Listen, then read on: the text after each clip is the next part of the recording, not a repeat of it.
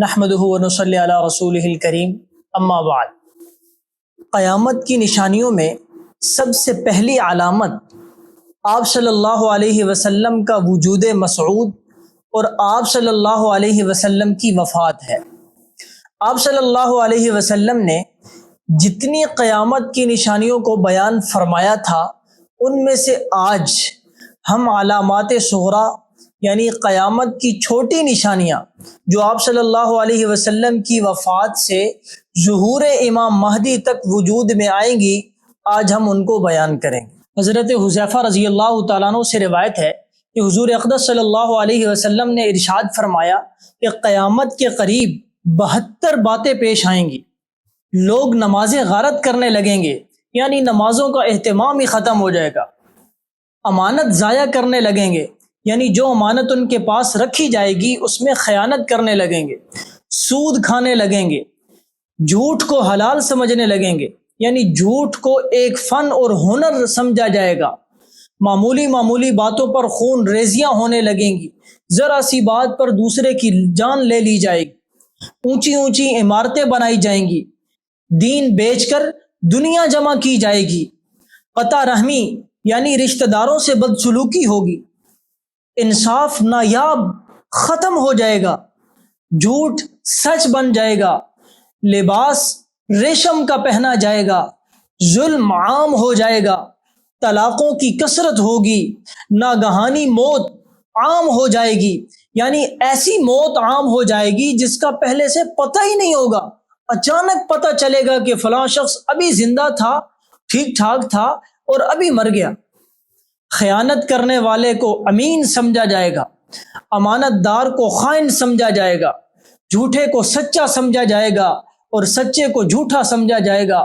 تہمت درازی عام ہو جائے گی، یعنی لوگ ایک دوسرے پر جھوٹی تہمتیں لگائیں گے۔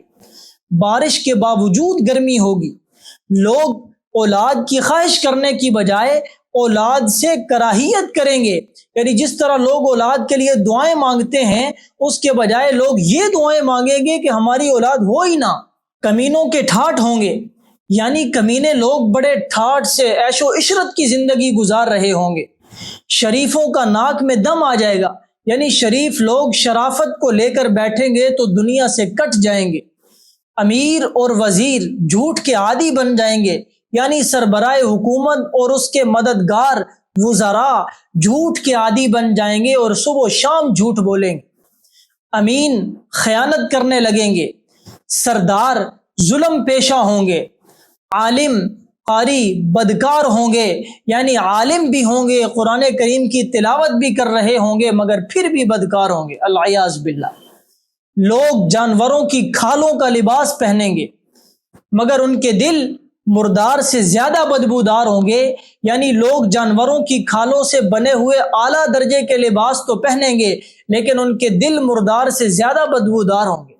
سونا عام ہو جائے گا، چاندی کی مانگ بڑھ جائے گی، گناہ زیادہ ہو جائیں گے، امن کم ہو جائے گا، قرآن کریم کے نسخوں کو آراستہ کیا جائے گا، اس پر نقش و نگار بنائے جائیں گے، مسجدوں میں نقش و نگار کیے جائیں گے، اونچے مینار بنائے جائیں گے لیکن دل ویران ہوں گے۔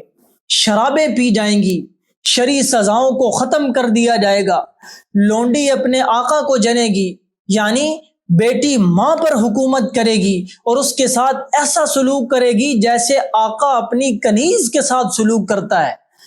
جو لوگ ننگے پاؤں ننگے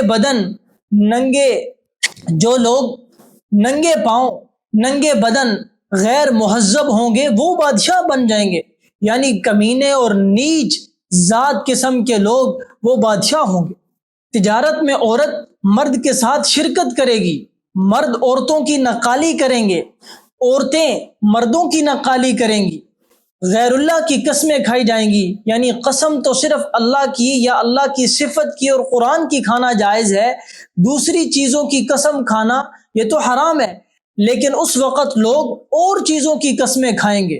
مسلمان بھی بغیر کہے جھوٹی گواہی دینے کو تیار ہوگا، صرف جان پہچان کے لوگوں کو سلام کیا جائے گا، دین کے علاوہ کے لیے شرعی علم پڑھا جائے گا، یعنی شرعی علم دین کے لیے نہیں ہوگا، بلکہ دنیا کے لیے پڑھا جائے گا العیاذ باللہ، اور مقصد یہ ہوگا کہ اس کے ذریعے ہمیں ڈگری مل جائے، ملازمت مل جائے، پیسے مل جائیں، عزت اور شہرت حاصل ہو جائے۔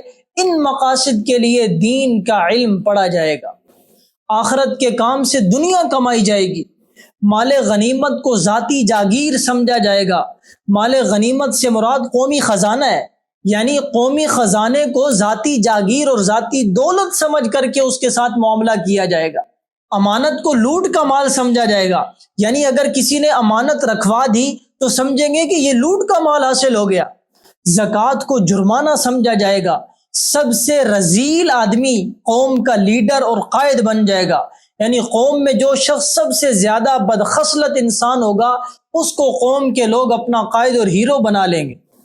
آدمی اپنے باپ کی نافرمانی کرے گا، آدمی اپنی ماں سے بدسلوکی کرے گا، دوست کو نقصان پہنچانے سے گریز نہیں کرے گا، بیوی کی اطاعت کرے گا، بدکاروں کی آوازیں مسجدوں میں بلند ہوں گی، گانے والی عورتوں کی تعظیم و تکریم کی جائے گی، گانے بجانے اور موسیقی کے آلات کو سنبھال کر کے رکھا جائے گا، سر عام شرابیں پی جائیں گی، ظلم کو فخر سمجھا جائے گا، انصاف بکنے لگے گا، یعنی عدالتوں میں انصاف فروخت ہوگا، لوگ پیسے دے کر کے اس کو خریدیں گے۔ قرآن کریم کو نغمہ سرائی کا ذریعہ بنا لیا جائے گا، یعنی موسیقی کی لے پر قرآن کریم کی تلاوت کی جائے گی تاکہ اس کے ذریعے سے ترنم کا حظ اور مزہ حاصل ہو، اور قرآن کی دعوت اور اس کو سمجھنے یا اس کے ذریعے اجر و ثواب حاصل کرنے کے لیے تلاوت نہیں کی جائے گی۔ درندوں کی کھال استعمال کی جائے گی۔ امت کے آخری لوگ اپنے سے پہلے لوگوں پر لعن طعن کریں گے، یعنی ان پر تنقید کریں گے، ان پر اعتماد نہیں کریں گے، اور تنقید کرتے ہوئے یہ کہیں گے کہ انہوں نے یہ بات غلط کہی اور یہ غلط طریقہ اختیار کیا۔ چنانچہ آج بہت بڑی مخلوق صحابہ اکرام رضوان اللہ علیہ مجمعین کی شان میں گستاخیاں کر رہی ہے۔ بہت سے لوگ ان ائمہ دین کی شان میں گستاخیاں کر رہے ہیں جن کے ذریعے یہ دین ہم تک پہنچا، ان کو بے وقوف بتا رہے ہیں کہ وہ لوگ نعوذ باللہ قرآن و حدیث کو نہیں سمجھے، دین کو نہیں سمجھے۔ آج ہم نے دین کو صحیح سمجھا۔ جب یہ علامتیں ہو چکیں گی تو سخت قسم کا عذاب شروع ہوگا۔ اس میں سرخ آندھیاں آئیں گی، آسمان سے پتھر برسیں گے، کچھ لوگ زمین میں دھنسا دیے جائیں گے، لوگوں کی شکلیں مسخ ہو جائیں گی، پھر پے در پے ایسے نشانیاں ظاہر ہوں گی جیسے ہار کا دھاگا ٹوٹنے پر مسلسل دانے گرنے لگتے ہیں۔